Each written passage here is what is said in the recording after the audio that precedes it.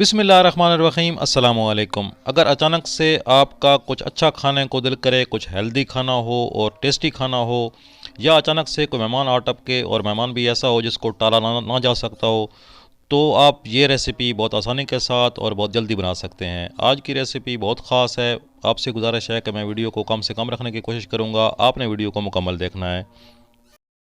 आज की रेसिपी है जी शाही टुकड़ा की, जो कि देखने में आपके सामने है। इसकी शक्ल के किस शेप का बनता है, बहुत खूबसूरत और बहुत लजीज रेसिपी है। तो मैं आपको मुकम्मल बताता हूँ कि ये रेसिपी कैसे बनती है। इसके लिए हमें चाहिए जी डबल रोटी। ये डबल रोटी का मैंने पूरा एक पैकेट ले लिया है और ये मैं घी चढ़ा रहा हूँ चूल्हे पर। मेरे पास ऑयल है, आप चाहें तो आप घी में भी फ्राई कर सकते हैं। सबसे पहले हम डबल रोटियों को फ्राई करेंगे। अगर आप चाहें तो आप इसके जो किनारे हैं डबल रोटी के वो काट सकते हैं। उस तरीके से आपकी डबल रोटी जो है वो थोड़ी सी वाइट शेप में आ जाएगी। आप चाहें तो थोड़ा कम तल लें, वो आपकी मर्ज़ी है, आपकी चॉइस पर डिपेंड करता है। लेकिन मुझे ये डीप फ्राई जो है ज़्यादा पसंद है और मैंने इसके किनारे भी नहीं काटे। तो इस तरीके से हम एक एक दो दो करके जितनी हमारी कढ़ाई में गुंजाइश होगी हम तमाम डबल रोटियों को तल लेंगे अच्छे तरीके से, और तल कर इनको हम साइड पर रख देते हैं। अब यहाँ पर मैंने ले लिया है दूध। ये मेरे पास 1.5 किलो दूध था। मैंने 1 पाव दूध बचा लिया है और 1.25 किलो दूध जो है वो इस कढ़ाई के अंदर शिफ्ट कर दिया है। ये वही कढ़ाई है, इसके अंदर से घी निकाल कर इसको साफ़ कर लिया था। जब दूध खौलने लग जाए तो इसके अंदर हम मलाई डालेंगे। आपके चाहें तो आपके पास क्रीम होगी बाज़ार वाली, वो भी डाल सकते हैं। मेरे पास घर की मलाई है। और ये खोया है। ये खोया 1 बड़ा चमचा और 1 चमचा मैंने इसके अंदर क्रीम डाली है। ये दोनों चीज़ें इसके अंदर डालकर इसको पकाएंगे अच्छे तरीके से। आप चाहें तो आप क्रीम या खोया में से कोई एक चीज़ आप स्किप कर सकते हैं। दोनों चीज़ें स्किप नहीं की जा सकती। कोई भी एक चीज़ अगर आप स्किप करना चाहें तो आप स्किप कर दें बेशक। इसको दूध के अंदर डाल दिया। अब दूध के अंदर दोनों चीज़ें अच्छी तरह मिक्स हो चुकी हैं और दूध अच्छी तरह खौल रहा है। अब इसके अंदर हम चीनी डाल देंगे।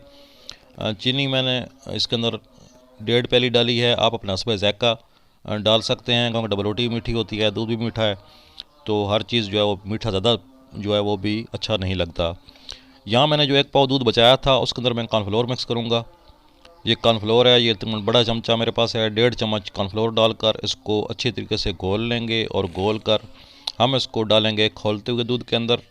इसको गाढ़ा करना है, लेकिन यहाँ पर ये चीज़ ध्यान में रखनी है कि इकट्ठा नहीं डाल देना, बल्कि आराम आराम से डालते जाएंगे और साथ में मुसलसल चम्मच चलाते जाएंगे ताकि इसकी गुठलियाँ ना बने और हमारा तमाम दूध जो है वो बराबर से मिक्स होकर गाढ़ा हो जाए।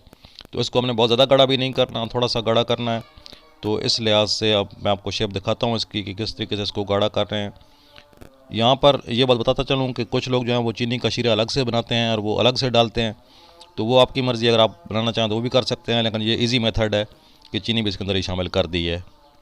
और इस तरीके से जब इस शेप में आ जाएगा, थोड़ा सा ये थिक हो जाए, तो अब इसका जो है चूल्हा बंद कर देते हैं। और ये हमारा दूध भी तैयार है, उधर डबल रोटी भी तैयार है। तो अब इसका जो नेक्स्ट प्रोसेस है वो करते हैं।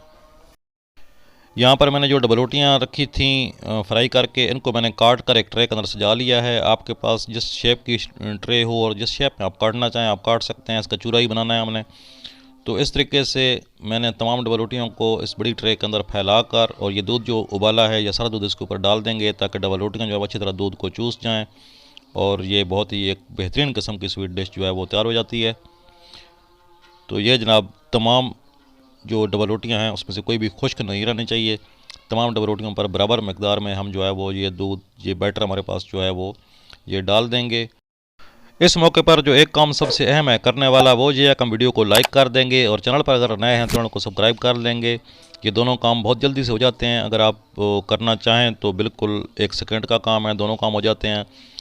वीडियो को लाइक करके, चैनल को सब्सक्राइब करके, बेल के आइकन को ऑल पर प्रेस कर देंगे।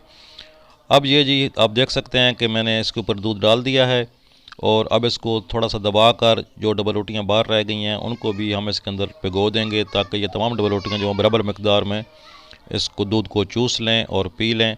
अब इसके ऊपर हम ड्राई फ्रूट की गार्निशिंग करेंगे। ड्राई फ्रूट्स आप जो है अपने हिसाब से जो आपके पास अवेलेबल हों अपनी पसंद के मुताबिक आप वो डाल सकते हैं। इसके ऊपर काजू, पिस्ता, बादाम, अखरोट या कोई भी ऐसी चीज़ जो आप खाना चाहें, नारियल का बुरादा वगैरह, या उसके अलावा किशमिश वगैरह आप डाल सकते हैं। मेरे पास जो जो चीज़ें अवेलेबल हैं वो मैं डालता हूँ। ये सबसे पहले मेरे पास 4 मगज़ है। 4 मगज़ जो है वो इसके ऊपर फैला कर अच्छे तरीके से डाल देंगे। आपको वीडियो कैसी लगी कमेंट ज़रूर कीजिएगा, ताकि मुझे पता चले कि मेरी जो मेहनत है वो आपके किसी काम आ रही है या मैं ऐसे ही लगा हुआ हूँ। तो ये जनाब, इसके ऊपर अब इसके बाद डालेंगे किशमिश, या जिसको मेवा कहते हैं। इसको अच्छी तरह से धो लिया था, साफ़ कर लिया था, क्योंकि इसके अंदर मिट्टी काफ़ी होती है।